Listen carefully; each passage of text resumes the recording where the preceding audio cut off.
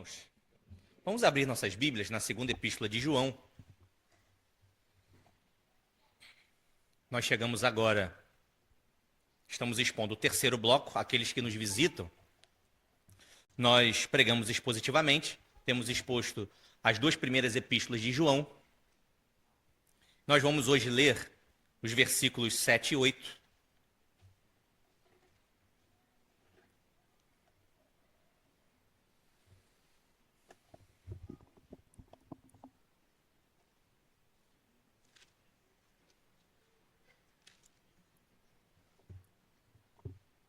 Segunda João, nós vamos dar ênfase e expor apenas o versículo de número 8, mas nós vamos ler novamente o início do bloco. Esse bloco vai do versículo de número 7 ao versículo de número 11. Nós vamos ler mais uma vez o versículo 7, que é o início do bloco, para fazer sentido a nossa mensagem, mas vamos expor e dar ênfase ao versículo de número 8. Diz assim: porque já muitos enganadores entraram no mundo, os quais não confessam que Jesus Cristo veio em carne. Esse tal é o enganador e o anticristo.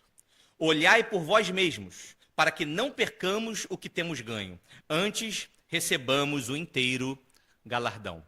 Eu peço licença aos irmãos para ler apenas o versículo 8 em outras versões. Na Ara diz assim: acautelai-vos, para não perderdes aquilo que temos realizado com esforço, mas para receberdes completo galardão. Perceba a diferença que nós vamos encontrar nessas versões, e nós vamos ver que esse versículo ele tem pelo menos duas traduções aceitáveis. Eu vou ler também na NVI, diz assim: tenham cuidado para que vocês não destruam o fruto do nosso trabalho antes que sejam recompensados plenamente. Na nova tradução na linguagem de hoje, tomem cuidado com vocês mesmos, para que não percam o trabalho que já fizemos, mas recebam a recompensa completa. E por fim, na Bíblia Viva, a tradução diz o seguinte: tenham cuidado de não serem como eles e perderem o prêmio que eu e vocês temos trabalhado tão duramente para conseguir. Procurem ganhar do Senhor a recompensa completa. Graças a Deus, que o Senhor abençoe a exposição da sua palavra, conforme a oração da Lúcia. Então, o versículo de número 8, irmãos, começa com essa exortação da parte de João. Ele diz assim, tomem cuidado. Nós chegamos numa parte da epístola em que João está particularmente preocupado com os seus leitores.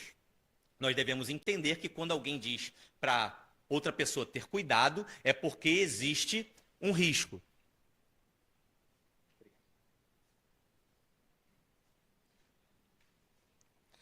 Uma pessoa só nos manda ter cuidado, não é? Quando existe um risco real envolvido. Ninguém diz para alguém tomar cuidado na noite de núpcias, né? Quando está saindo para uma viagem recém-casados, não é verdade? O que nós dizemos? Nós dizemos: divirtam-se, aproveitem. Nasceu a Sofia na semana passada. Eu não vi ninguém mandando lá no grupo da igreja assim, Patrick, cuidado. Lisandra, toma cuidado. Porque nós desejamos a eles felicidades, que Deus a abençoe, que eles aproveitem a filha, porque não há um risco real nessas ocasiões que eu estou citando, além do ordinário, não é? Riscos comuns da vida. Porém, quando alguém vai pegar estrada à noite, por exemplo, dirigindo, o que nós dizemos para essa pessoa? Cuidado. Por quê? Porque há um risco real, além daquele risco comum, do risco ordinário, de se dirigir em outras circunstâncias. Então, quando João diz para aquela igreja que eles deveriam tomar cuidado, nós devemos necessariamente entender que eles estavam correndo um risco. E por que nós lemos o versículo de número 7? Porque o versículo 7 nos mostra que esse risco era gerado pela falsa doutrina daqueles enganadores, daqueles falsos mestres. João está dizendo que a falsa doutrina é um perigo. Um perigo, e um perigo grave, não um perigo ordinário, um perigo comum, como aquela igreja estava acostumada a enfrentar. Então, uma falsa compreensão da pessoa de Jesus, uma falsa compreensão do evangelho, faria com que aquela igreja viesse a perder a recompensa que eles haviam alcançado, que eles haviam conquistado da parte de Deus. Eu gosto da regra hermenêutica que nos manda dar o peso às palavras que o autor bíblico deu. Então, qual é o peso? Como é que João foi inspirado pelo Espírito Santo de Deus a escrever? Ele disse: tomem cuidado. Experimente fazer esse exercício nas suas leituras da Bíblia, tentando encontrar e dar o peso que o autor bíblico deu a cada palavra, e você vai ver que a sua compreensão do texto vai melhorar. Tanto é que nós devemos dar esse peso à palavra cuidado, que João faz isso, né, dá essa ordem em forma de mandamento. Esse é o primeiro de 3 imperativos que nós encontramos na epístola. Nesses 13 versículos, João só fala de forma imperativa, ele só dá 3 ordens em todos eles. Os outros dois mandamentos, né, os outros 2 imperativos estão no versículo de número 10. Na segunda parte, quando diz assim, não o recebais em casa, nem tampouco os saudeis. No original, essas 3 ordens que João dá, elas são do mesmo nível. Elas são do mesmo tipo. Então João está dizendo, não saúdem, não tenham nenhum tipo de hospitalidade pelos falsos mestres, não recebam esses falsos mestres e tenham cuidado. Esse é o mandamento para nós. Isso significa que nós não devemos ser desleixados, desatentos, que nós devemos dedicar a nossa atenção, e quando nós caminhamos no texto, nós vamos ver a que, ou com quem, ou com o que, nós devemos ter cuidado e prestar atenção. João vai dizer, tomem cuidado com vocês mesmos. Até o versículo 7, João estava alertando a respeito do perigo dos enganadores, dos falsos mestres. De forma geral, na verdade, a segunda epístola está sempre nos alertando a respeito de perigos externos. Você vê? São as heresias que vêm de fora para dentro da igreja e podem contaminá-la. É a hospitalidade que nós não devemos prestar àqueles que chegam à igreja, mas são falsos mestres. São sempre ameaças externas. Mas aqui, no versículo 8, João muda o foco. Ele não está mais interessado nesses perigos externos e nas ameaças que vêm de fora. João vai falar que agora o perigo é interno, o perigo somos nós. O perigo agora não são os outros. No versículo 8, João manda que nós tenhamos cuidado conosco. Cada um cuide de si. Mas o risco, Henrique, não era gerado pelos falsos mestres? O risco não era gerado pelos enganadores? No versículo 7, até o versículo 7, sim. Porém, apesar disso, João manda, nos ordena, nos dá um mandamento que cada um cuide de si, e ele diz, para que não perca as recompensas de Deus. Nós conhecemos, irmãos, o que a Bíblia afirma a respeito da nossa natureza, não é? E as mensagens não são as melhores, não são positivas. Nós não podemos nunca perder de vista, nunca menosprezar a nossa capacidade de fazer o mal. Naquela guerra que havia entre os enganadores, entre a falsa doutrina e a verdade, nós estamos sempre mais inclinados ao engano do que à verdade. Muitos daqueles falsos mestres saíram da onde? Nós dissemos, de dentro da própria igreja. É como se João estivesse dizendo assim, vocês não são melhores do que eles. Se eles caíram, cuidem de vocês para que vocês não caiam. João sabia também que nós estamos sempre muito próximos dos pecados que nós mesmos condenamos.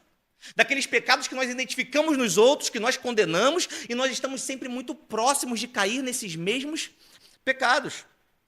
Nós conseguimos ver muito claramente o pecado das outras pessoas. Nós conseguimos identificar tudo aquilo que os outros fazem de errado.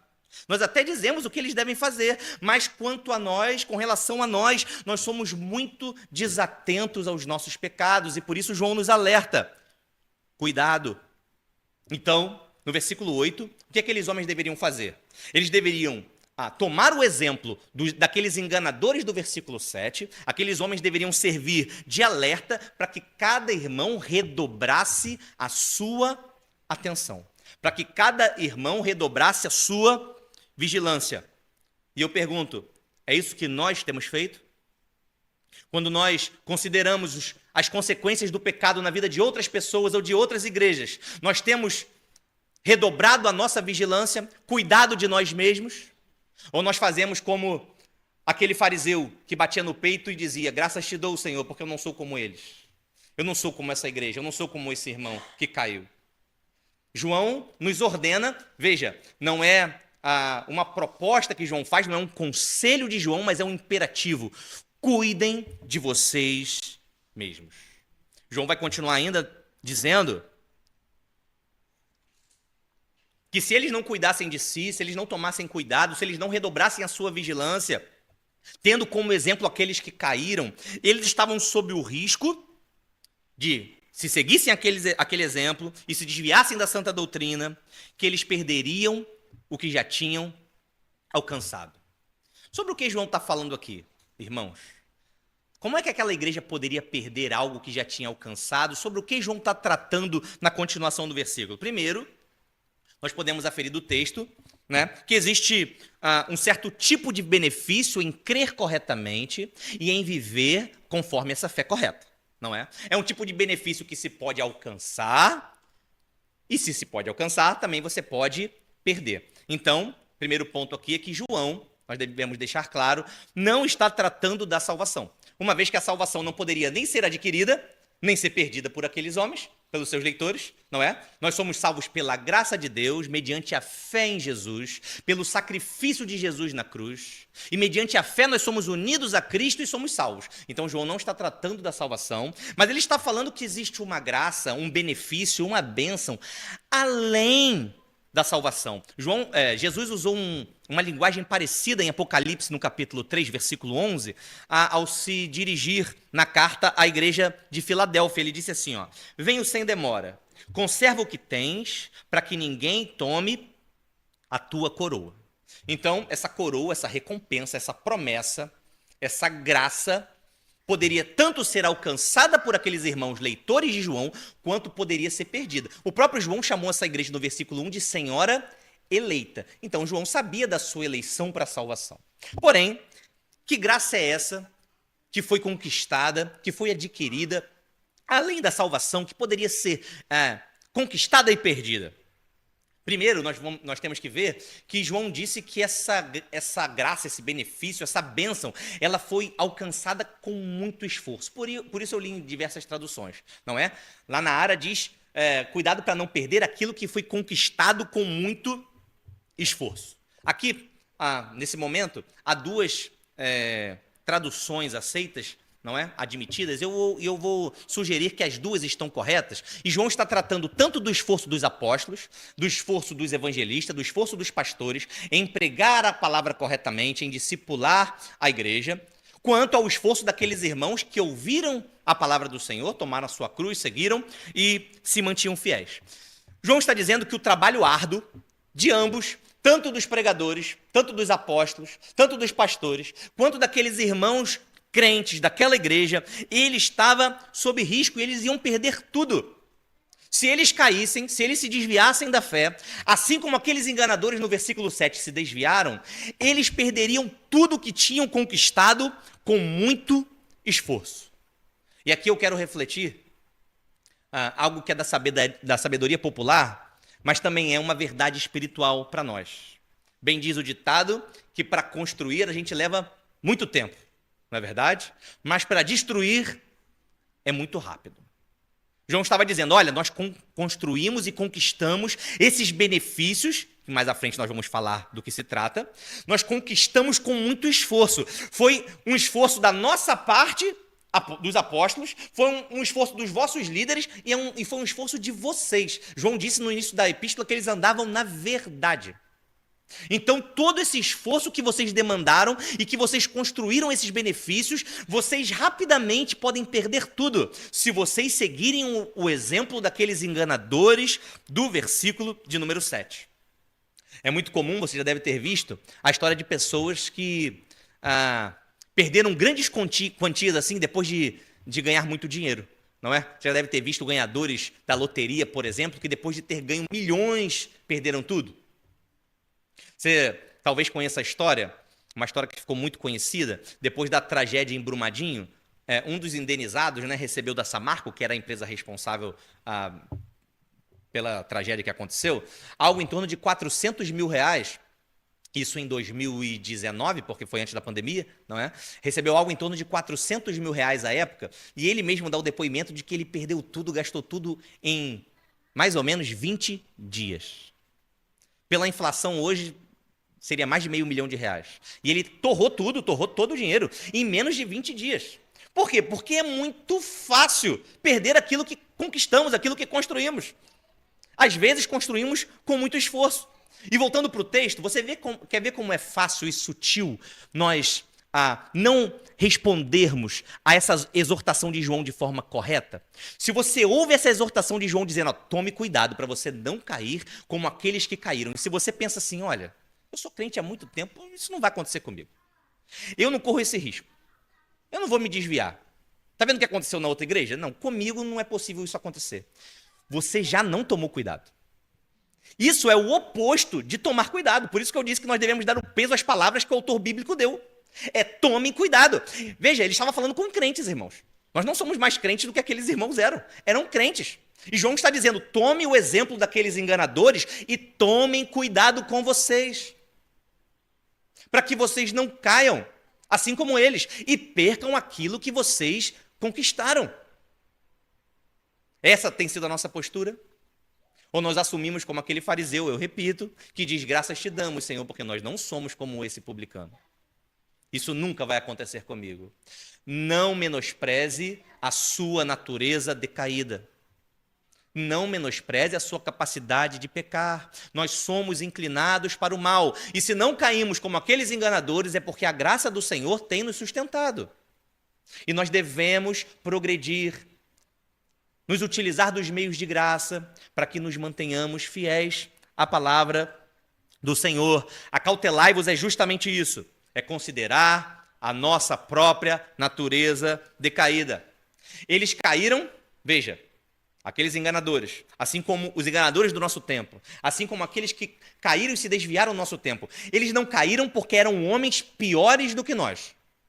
Eles caíram justamente porque eram homens exatamente como nós somos.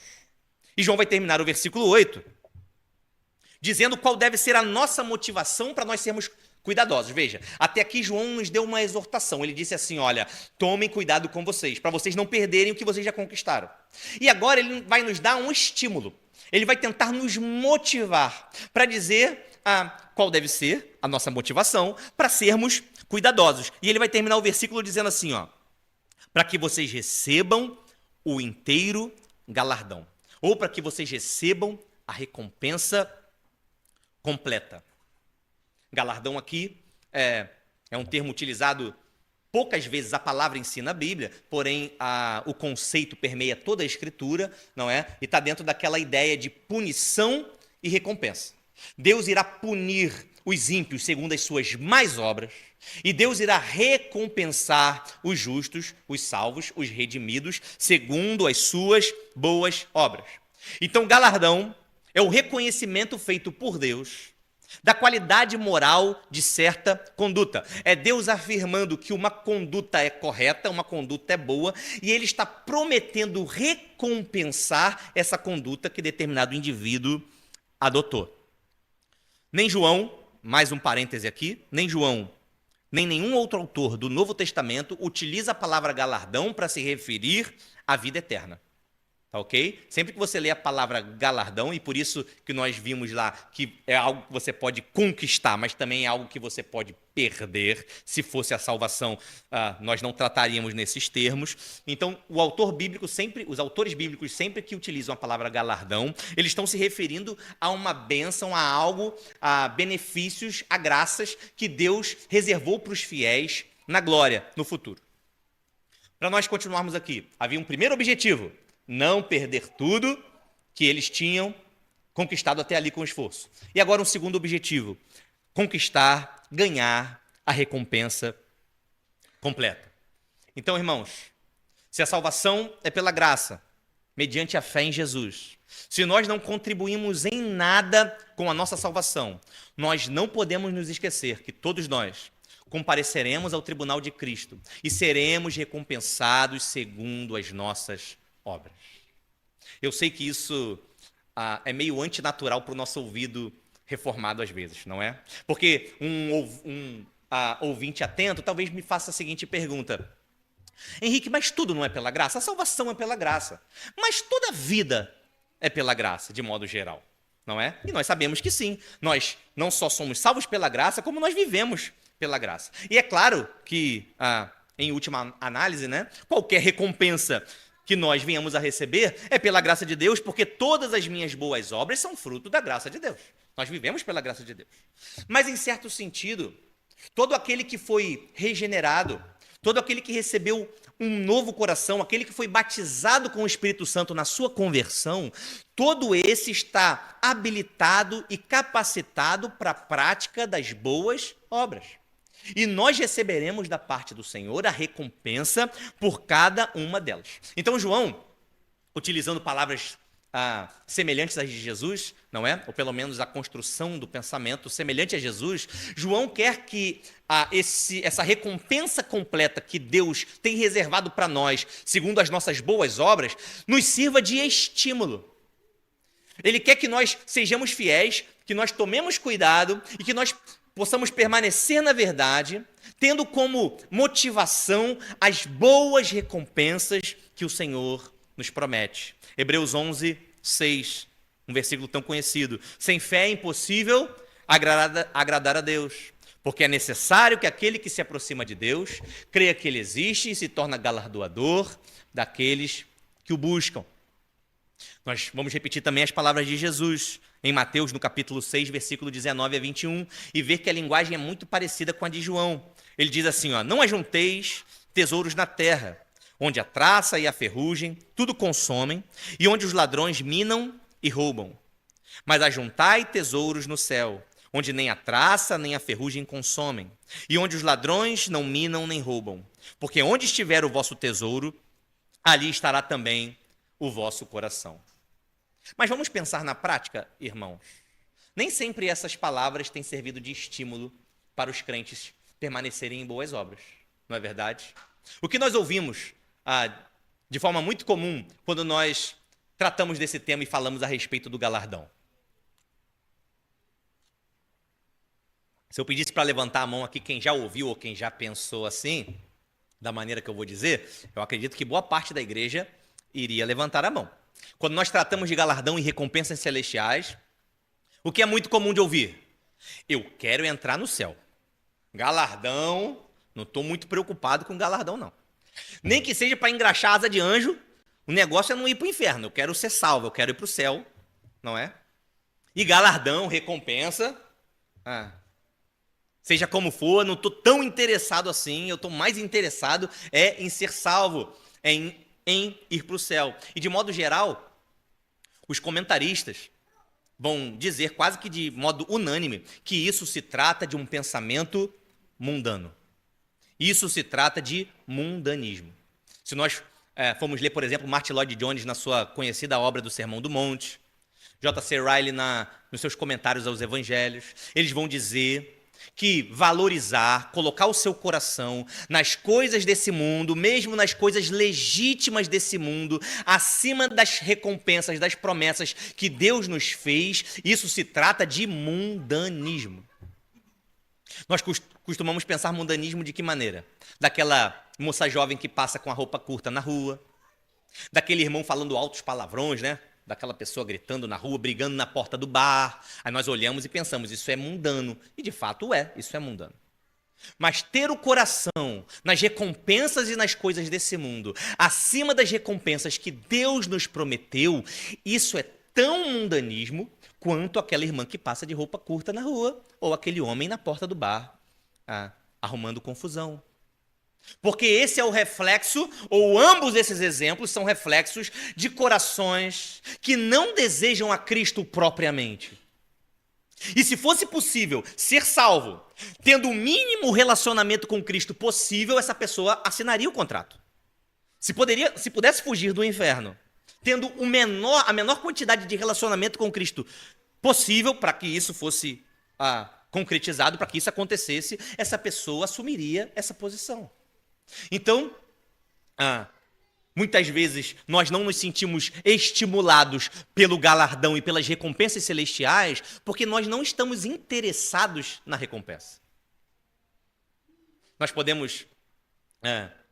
posso dar um exemplo aqui para vocês? Se eu te dissesse, como advogado, né, pegasse uma causa sua em que você é parte, e eu dissesse assim, olha, aqui você corre o risco de perder tudo, tá? Seus bens estão todos em risco, você vai perder aí seu dinheirinho no banco, aquele monte de zero que você tem lá, vai embora, a casa, carro, vai perder tudo. Você deve tomar determinada medida, determinada atitude, para que você não perca tudo. O que você faria depois desse meu parecer? Com certeza, e de forma correta e devida, você aplicaria todos os meios necessários, possíveis, e você não sossegaria enquanto você não resolvesse esse problema. Você emprestaria a tua vida, o teu tempo para resolver esse risco, sanar esse risco. Agora, João também está dando o seu parecer. João deu o seu parecer para aquela igreja de crentes, de eleitos. Eles andavam na verdade, nós vimos isso nos versículos anteriores. Então João está dando esse parecer também para nós. Cuidado de vós mesmos, para que vocês não percam o que vocês conquistaram com muito esforço, mas para que vocês ganhem, recebam um inteiro galardão. Depois desse parecer de João, qual é a nossa reação? Como nós reagimos? Nós reagimos da mesma maneira que se os nossos bens nessa terra tivessem sob risco? Nós devemos, todos nós, responder para nós mesmos de forma sincera. Nós seríamos e empregaríamos a mesma diligência? Nós nos empenharíamos da mesma maneira? Todos nós, irmãos, devemos nos arrepender profundamente de todas as vezes que consideramos as coisas desse mundo mais valiosas do que as coisas que o Senhor nos prometeu. Todos nós, sem exceção, devemos nos arrepender. É claro que aqui não é um convite da parte de Jesus, e nós vamos ver isso na segunda parte da mensagem, se assim o Senhor quiser, na próxima exposição da epístola. Isso aqui não é um convite, claro, para abandonar os negócios desse mundo, nem para ser negligente com as coisas desse mundo. Claro que não, muito pelo contrário. Nós somos convidados a sermos diligentes e cuidadosos com os negócios que temos nesse mundo. Mas esse é um convite para que nós venhamos valorizar as recompensas que o Senhor nos promete, o Senhor, a sua glória, termos parte na sua glória, que nós possamos valorizar isso acima das recompensas desse mundo. Eu te diria que aqueles que respondem assim: eu não estou muito interessado no galardão, se eu for salvo, eu estou satisfeito. Quem responde assim é porque já escolheu o seu galardão. Essas são as palavras de Jesus, e já recebeu a sua recompensa. Jesus está dizendo que nós podemos escolher que tesouro acumular. Ele disse: vocês podem ajuntar tesouros na terra, ou vocês podem ajuntar tesouros no céu. Ele nos deu a motivação devida para que nós venhamos juntar tesouros nos céus. Mas se esse tipo de recompensa não te motiva, se você não tem interesse nesse tipo de recompensa, mas está muito interessado nos bens desse mundo, você deve se arrepender. Eu vou ler aqui a resolução de número 22 de Jonathan Edwards. Para quem não sabe, Edwards foi um grande expoente do puritanismo, né? Um grande expoente de grandes avivamentos da sua época, e durante a sua juventude ele escreveu uma série de resoluções muito belas, inclusive. Eu vou ler a resolução de número 22. Ela diz assim, resolvi esforçar-me para obter para mim mesmo tanta felicidade no outro mundo quanto eu puder, com todo o poder e força e vigor e veemência que eu seja capaz de exercer. Ele voltou a esse tema depois em outros 2 sermões, e estou com a língua presa hoje, né? Estão percebendo? Não sei se eu bebi pouca água, eu falo tanto, né? Hoje eu estou com a língua presa. Ele voltou ao tema depois de em mais 2 sermões. Eu separei aqui 2 trechos para nós lermos. E o primeiro é no seu sermão, O Peregrino Cristão. Diz assim: o verdadeiro cristão não busca sua felicidade nessa vida, mas está disposto a negar-se a si mesmo e a tomar a sua cruz, porque sabe que há um galardão infinitamente melhor reservado nos céus. E o último trecho é no sermão A Recompensa dos Justos, que diz assim: não há uma única boa obra, nem um único suspiro santo, nem um único pensamento piedoso que não será recompensado por Deus. Que essas palavras possam nos estimular, irmãos, às boas obras. As boas obras que nós praticamos, elas são pela graça, mas elas serão recompensadas.